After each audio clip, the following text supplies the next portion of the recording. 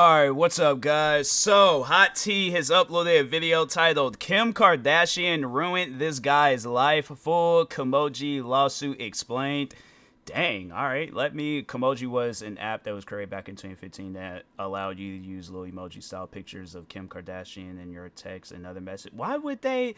You can't make I mean, look, I've seen, where people have done stuff along these lines with apps. There was actually a game that I played where it was one of the levels, it was like it was like if you slapped a person type game, and one of the levels was Chris Rock and Will Smith, and I'm like, I guess if it doesn't do as well, then okay, but like I don't know why I was like, okay, I don't know why, like I said like Kimoji, but Kim OG. Okay, now it's starting to make sense to me. I don't know why. Like, I gotta look at stuff a second time just for like, oh, now I can see why. Yeah, but you can't make an app based off of a person and think like that individual is not gonna make any money off of it and things. I guess like if it's not as famous, then it won't. But yeah, it's like, bruh, you gotta be smarter than that, man. So, but anyways, let's go ahead and check out this video. Guys, if you haven't, make sure you go subscribe to the official Hot Tea channel for more videos like this. And then that being said,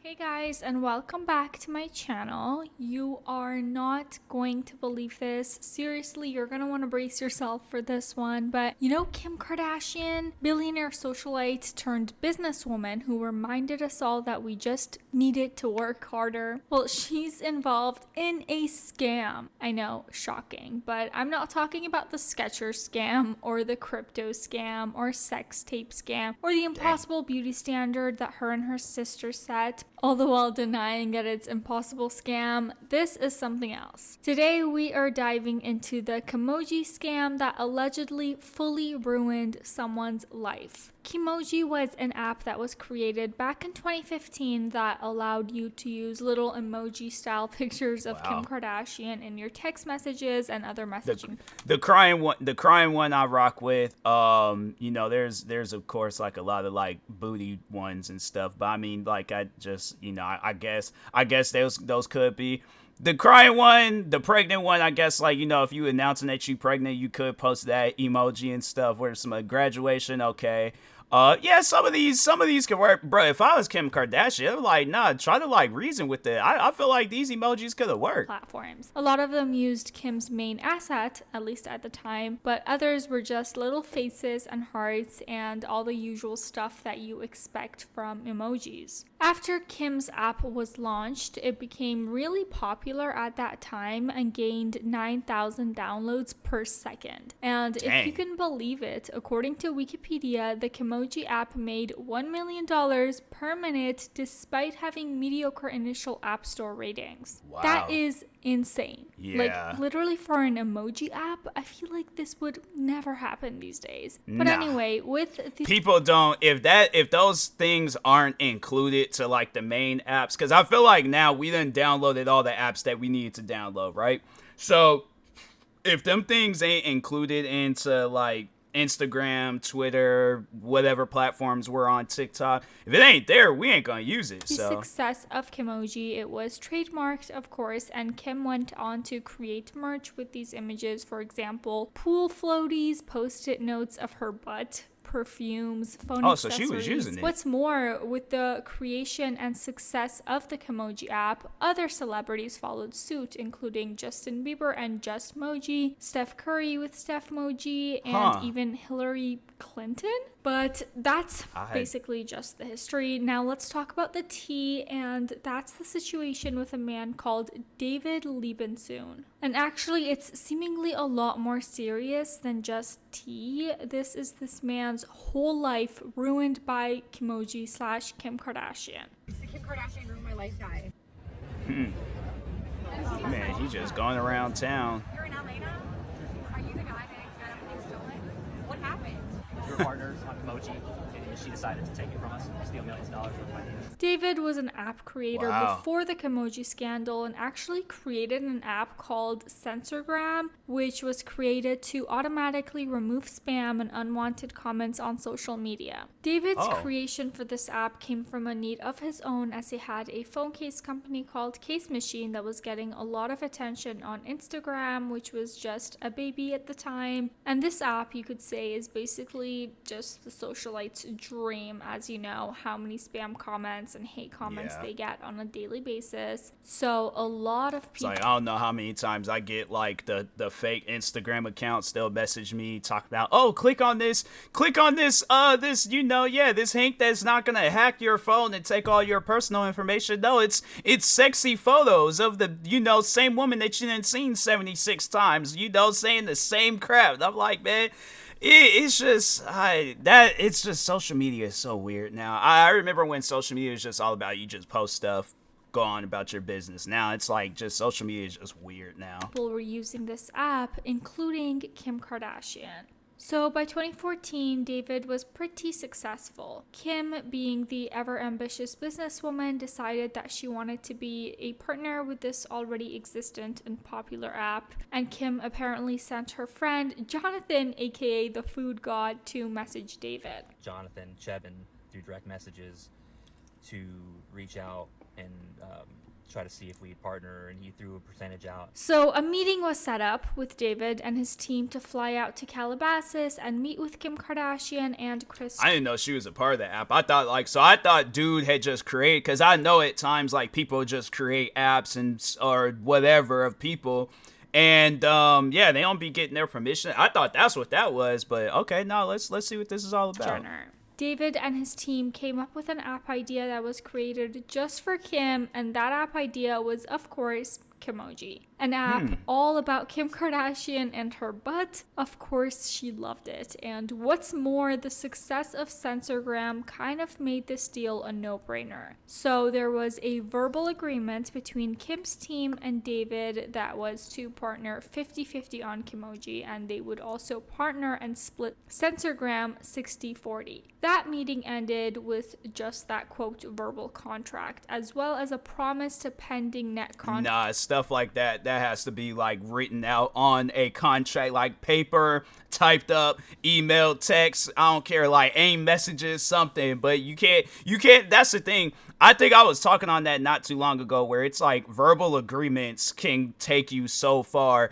And then when I feel like it can, like when it leads into court, that's when them verbal agreements stop and stuff. Look, I watch Judge Judy at 4:00 in the afternoon sometimes when my parents was home growing up. So yeah, I paid attention to those things. Verbal agreements, the thing is this, you can't go into a courtroom talking about he said, she said. Like, that's not going to hold up in court. The thing is this.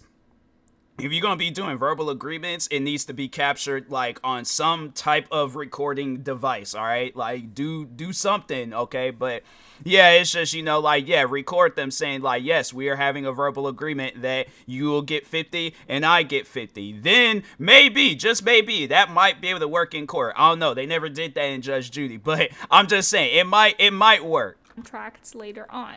I guess basically that means they said, yes, we want to do this, send you the official paperwork later, okay, bye. Not long after this meeting, Kim called David's team and was like, hey, did you guys file the trademark for this? Because if not, we can do it for you. Not sus at all, right? Well, the inevitable happened, and allegedly Kim's team did go ahead and file that trademark, but completely cut David and his team out of the deal. I just want to note here. It sounds like, they're all like, oh, well, we can do this stuff. And then, okay, then that's, it sounds like, they just pretty much took his idea. Dang, that's messed up. This entire section that I'm saying here is a summary of what's on David's website, KimKardashianRuinedMyLife.com. So again, Allegedly, supposedly. Now, this part confuses me just a little bit because continuing through David's story, he says that after this trademark part where they were cut out of the deal, Kim's lawyer allegedly reached out to David and his team and threatened to sue each of them for $5 million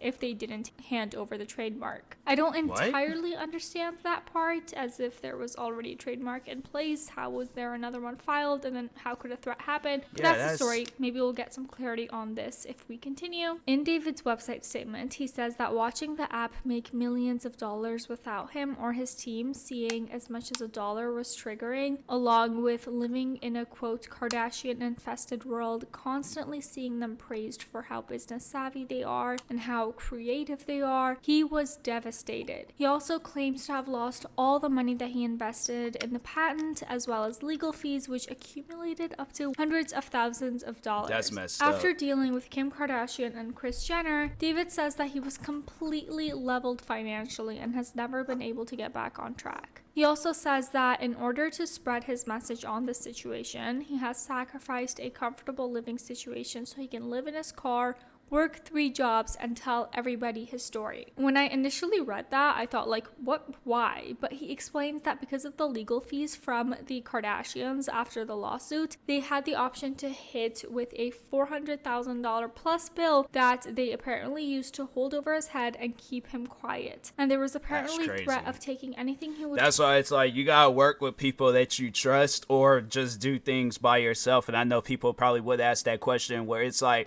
who could I trust? Like, who would you say like is trusting? Because no, I've heard stories and situations where family done screwed people over, friends done screwed people over, random strangers. So it's up to you on who you want to trust. And if you live a I don't trust nobody type life, then it's gonna be a lot of work on you. But you gotta sit down and think about it. Do you want a lot of work building up your brand and who you are as a person, or do you want to have a lot of work, with legal fees, suing, court, all that stuff, trying to plead your case?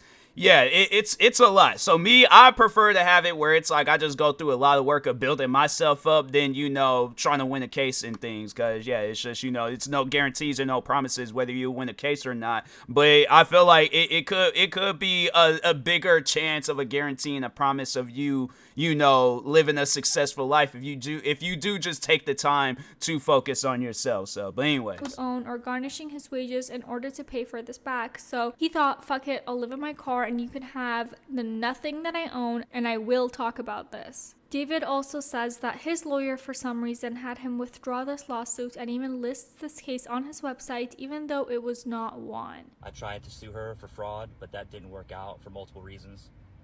My attorney at the time, for some reason, started suggesting I voluntarily withdraw the lawsuit and try arbitration instead. He said maybe he can sort it out on the golf course with their family attorney. I don't know, and this is alleged, it's just my opinion. Do you think the lawyer was paid off? But anyway, yeah, I was like, nah, then switch, then at 5 o'clock, one of those like mystery, like cop shows, not cop shows, but like one of those mystery shows where it's like, how'd that work out? Like, yeah, that sounds a little bit shady. Like, either Kim Kardashian got some very intimidating lawyers, or whoever that guy's lawyer is doesn't know what he's doing. And I'm like, he probably ain't even a lawyer. It's probably like his cousin or something, and he watched Law and Order. So, but anyways. If it says that he can refile, it'll just cost him hundreds of thousands of dollars to fight the big and mighty Kardashians. Another page on David's current website around this has a lot of information and what he's calling evidence towards his case. Note, I'm calling it what he calls evidence, not because I don't believe him, but because, hello, I'm not getting sued by Kim Kardashian. But instead of going through all of that information, I checked out his TikTok so we can get it quick and easy. David's TikTok has already gained over 50,000 followers, and he has been active on there, from what I see, since only the 29th of last month. To be honest, I didn't expect all this attention so quickly after launching my website, KimKardashianRuinedMyLife.com, just a week ago. I'm embarrassed to admit that I wasn't exactly prepared for the amount of views. Over 300,000 clicks on the website in just a week. And the thing is, though, if this is true, because I want to believe that it's true, but at times people can't clout chase.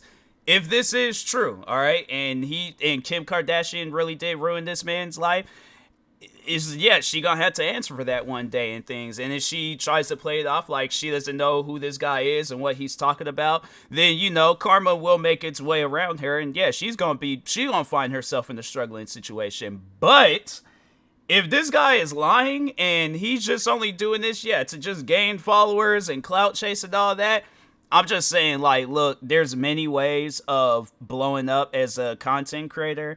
I understand it's a hard job, but it's a job that you signed up for. So it's like you have to do things the right way. My thing is this. I would rather, you know, blow up for the right reasons than to blow up because, I'm talking about how Kim Kardashian ruined my life and she doesn't even know who I am. So that's why I just think that, you know, it's stuff like that. You got to be careful with what you're getting yourself into. So if this is real, then continue going on with it, sir. But if it's not, stop while you can, okay? Because it just doesn't make sense, you know? Like, try to play it off, like, write it off to where it's all like, hey, you know what?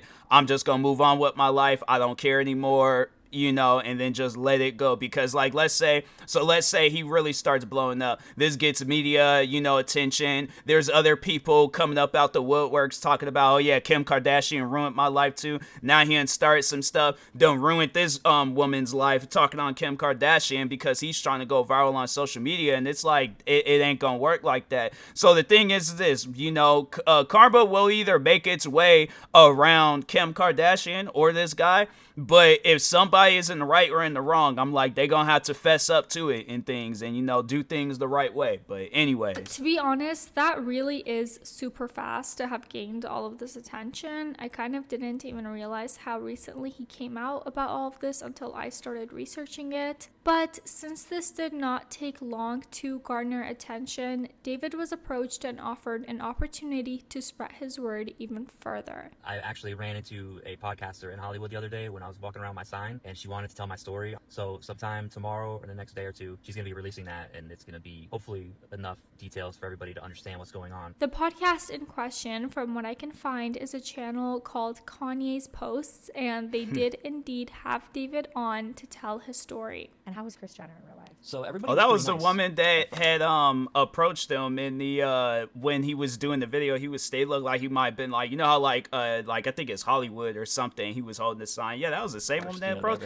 you. Somebody like that, you're not gonna miss. You're not gonna miss a woman dressed up in a green screen outfit and stuff. Yeah, that you ain't gonna miss that. It was very cordial. There was no tension or anything. Nothing out of the ordinary until we signed the NDA. And that's when things got dark. He also clears the patent thing for us a little bit, at least on the Censorgram side of things. Because our baby was the Censorgram app. We had filed a provisional patent on that. We were developing it for all the platforms, and, you know, had her interference not come into play with this whole situation, you know, it would have been something that we would have had secured for all platforms. According to my light research on a provisional patent, it's basically a precursor to a full patent, like a little patent baby. David also breaks down the initial verbal agreement that we mentioned around Censorgram and Kimoji. With a verbal agreement in front of everybody to have 50-50 profit shares on Kimoji and 60-40, 60 us, 40 them for Censorgram. He also pulls out some receipts. And you had already made all the technologies. Thousands of users were on the app. What about Kimoji? Kimoji was not developed yet. We had the original artwork that we had put together for her, you know, the mock-ups that she had mentioned in a text message that we have also, where she wants to make changes to her emoji. One thing that was really interesting from this interview is a privacy claim that David mentions. When this initial deal broke down between David and his team and Kim Kardashian, Kim had allegedly said that it was all because of a violation of privacy. My partner, Narayan, had sent a harmless screenshot of something like, your dream girl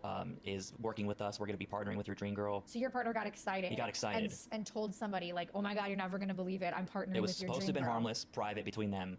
So like, my question is, can she breathe with, like, because I'm like, nah, man, it's getting hot. Like, hopefully it's like cold in the studio that she's in, because if not, I'm like, bruh, I'm like, nah, man, I'm like, I need to take this this off, we're gonna have to take a break. That explains a little bit more, to be honest. While we all know that the Kardashians, particularly Kim, aren't exactly shining beacons of humankind, this I can understand. Since there was a verbal contract about working together, it kind of should have gone without saying, like, don't tell anyone, like a verbal NDA of sorts. Celebrities do not like when you share screenshots of their messages. It's kind of a big no-no and really dissolves any trust that may have existed prior. And I guess that's just everybody, not just a celebrity thing. But what had happened was this person was supposed to have been partners on another project, and it didn't go the way that they wanted it to go. So they were mad at Ryan, and they were jealous and used that screenshot that he had sent to mess our deal up. That sucks for David. Honestly, Ryan, the partner who shared this screenshot, that was a bad move. And I'm not saying any of them deserve any of this, but I understand a little bit more of how it may have come to be now. But even though we can maybe understand her discomfort at the confidentiality breach, what she did next was really shady. Before telling him the deal was off, I guess, she calls David and is like, oh, the trademark for Kimoji, you did it. And he said he did not, and he explains why that wasn't done yet. So Kim Kardashian called me and asked me if I filed the trademark. I replied, not yet. We were waiting. Even though it was our idea, since her name was a part of it, we felt weird securing that trademark under our business and not the new business that we were creating together. To be honest, that was kind of a rookie business move, but again, they trusted Kim, they were excited, and she was still super dirty for being like, oh, no problem, I'll take care of filing the trademark, and just doing it behind their backs and fully cutting them out of the deal. Not cool, Kim. They even talk a little bit about Kanye during this interview, and David says that he is not sure if Ye knew everything that was going on, even though he heard him in the background of some phone calls. But then David also mentions that he is a big fan of Kanye, and if he wanted to come out and tell the truth about this, that would be great. And David, honey, no. I'll leave that at that. Yeah. But anyway, David also exposes that allegedly the guy that shared the screenshot with Kim of that text message, he was supposedly told to do this. So David and his team are unsure of when exactly Kim knew about this, and they're sort of wondering if all of this wasn't done in order to just find a reason to fuck them over and take the business. Well, you might think that David has a goal of raising money to take the Kardashians to court. What he's actually pushing on social media is a little bit different from that. Instead of a GoFundMe, I want to start a crowdfunding so that way we could do billboards, production budgets, t-shirts, whatever it takes to get this word out. Go to a dollar store and you could spend just a few bucks on a plain sign like this and a Sharpie marker, and you could write Kim Kardashian ruinmylife.com. And you can put it in your yard. He is accepting donations, to be clear, but be very careful if you're interested in donating, guys. I guess some impersonators have come out and faked being David on Cash App to try and make some quick money. Only donate through his links that he shares on his actual accounts. David boldly used a Kanye song for this TikTok, and of course it came with a wave of Kanye comments, including somebody get Kanye on this. That sign should be Kanye's next album cover. And one where David nah, that would be crazy. Like if Kanye, I could see Kanye coming out with a song and then using that would be insane. And responded saying he knows what happened. One thing I do want to say is that the new season of the Kardashians show is coming out, and the public opinion about them has gone way, way down recently. There's a video after video online talking about the demise and fall of the Kardashians, and as we all know, if there's one thing they're good at, it's drumming up attention. And in Hollywood, any attention is good, even if it's bad. So maybe a deep conspiracy type theory to keep in mind is all of this is coming out now, before the launch of the new season. Coincidence? But anyway, guys, that is going to be it for today's video. Thank you so much for watching. Don't forget to leave this video a thumbs up and subscribe to this channel. It's the outro song. I'm like, bro, cause I heard a car and I'm like, bruh, who out here playing like weird violin okay, all right, just you got me, but okay. And hit that notification bell so you don't miss miss out on any new just warn me and updates from us. And for now, enjoy some eye bleach. Oh, there we go. And this piano music, I don't know. My brain had a moment. But yeah, eye bleach, it's always like after just all that and things. Yeah, if that situation is true, I'm like, nah, that Kim Kardashian, and the thing is this.